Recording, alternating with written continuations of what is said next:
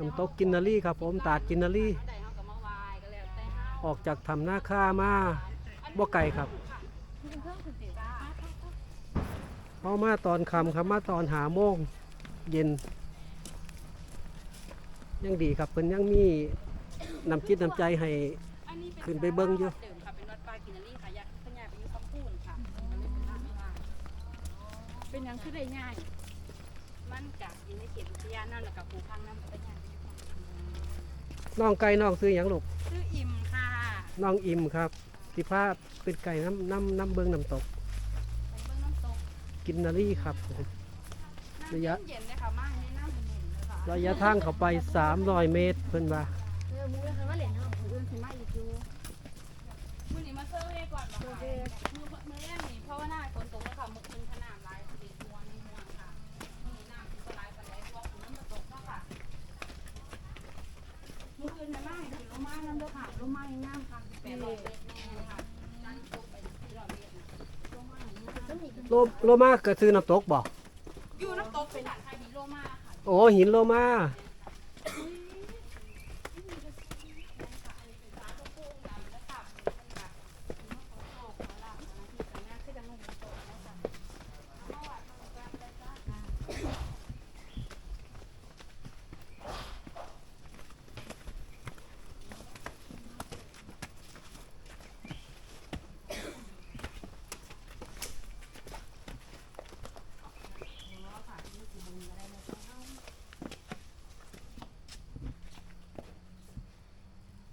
9 ดอกจ้า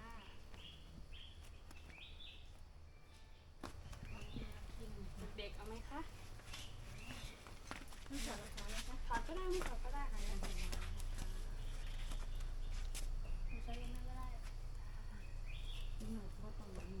มาหวานน้ำมันก่อนทุกร้านหน้าที่การงานสุขภาพนะคะราคาขายแล้วก็ขอเลยเดี๋ยวใครจะเนี่ยถ้าถึงทางหน้าข้ามามันกะลาเนาะค่ะถ้าสิว่าบ่ลาเลยกับบ่แมนเพราะว่าขึ้นผู้เนาะค่ะ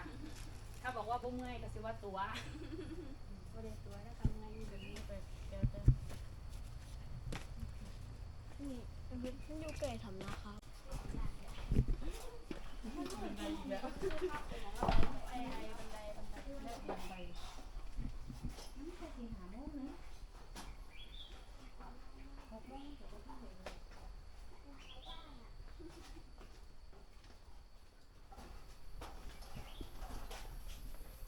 ทางลงน้ำตกครับผมทางหันเราสักกะละหลวงปู่เข้ามาคำครับช่วงนี้ก็สิแสงหน่อยนิดนึง5 โมงเย็นกว่าๆแหละก็ยังดีครับเพิ่นยังอนุญาตให้เขา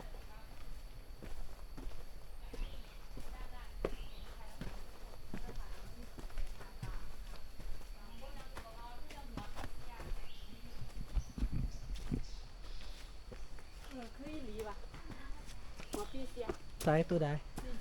คือหัวปีเสือบ่ปีเสียนะโอ้ปีเสียอ๋อ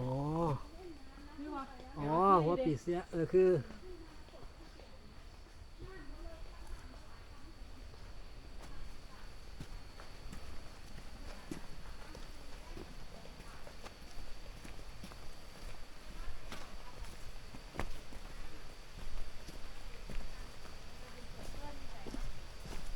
ยินเสียงน้ำไหลแหละครับ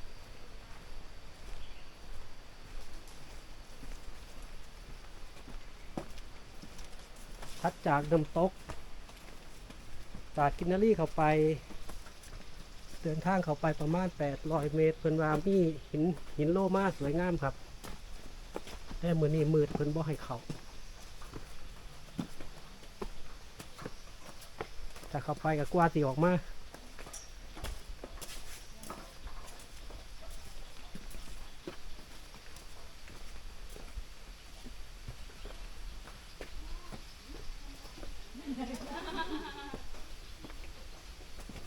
ปันไดทำนาคาเลยทีอ่ะ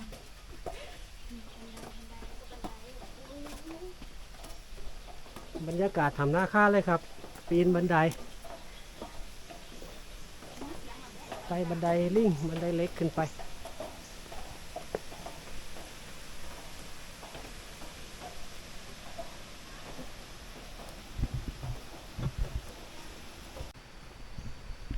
เดินทางขึ้นมา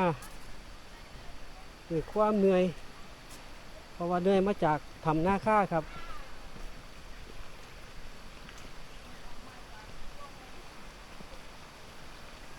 300 เมตรขึ้นมาเจอน้ำตกครับ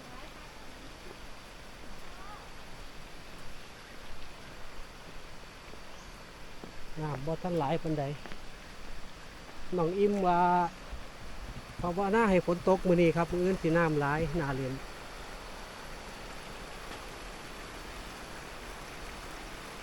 ดอกไม้สวยๆครับต้องคุณกับมีนักท่องเที่ยวลูกหนามากกว่าเท่าเหรียญน้ำนี่คุณค่ายห่อนครับผม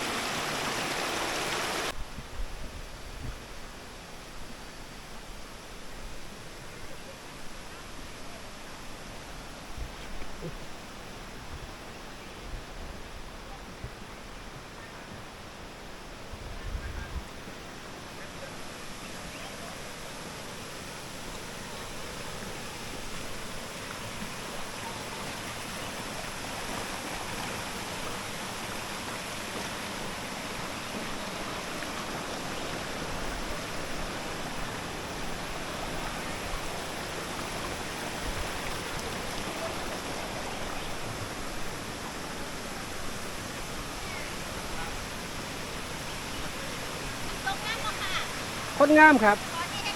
แมนครับไก่งามงามทำใจครับ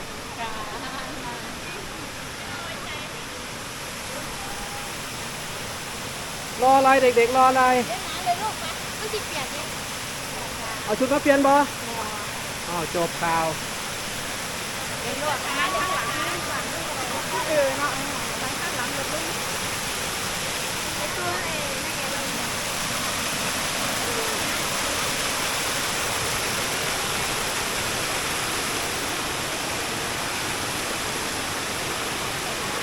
สาวงามมาถ่ายรูปที่น้ำตกครับผม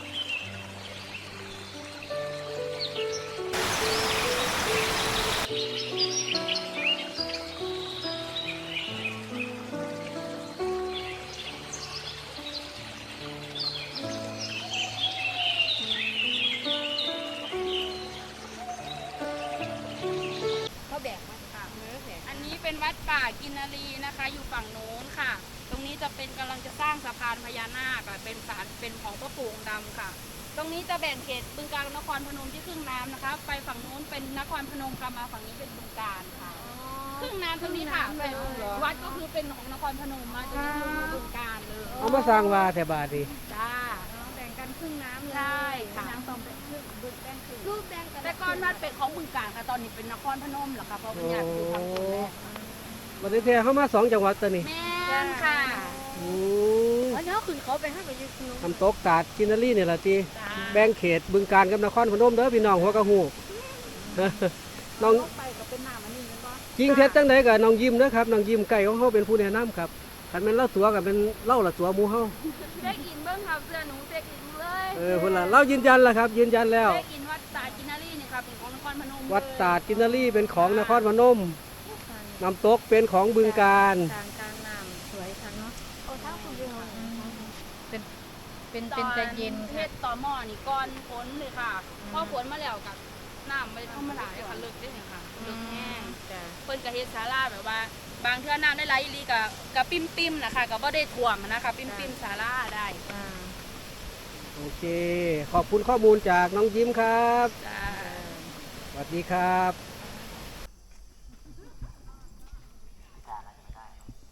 สาวน้องๆนั่งล่ำแก่บนครับผมอยู่ใส่ก่อนบึงโขงหลงเนาะสารนี่ยังลูกสารจะปูอือลือครับ นี่แต่คนงามๆเบิ่งเลยยิ้มเอายกมือให้กองด้วยลูกสวัสดีครับงามโชคดีลูกๆเด้องามมีหลีคนบึงการนี่ครับเพิ่นมาล่ำแก่บุญ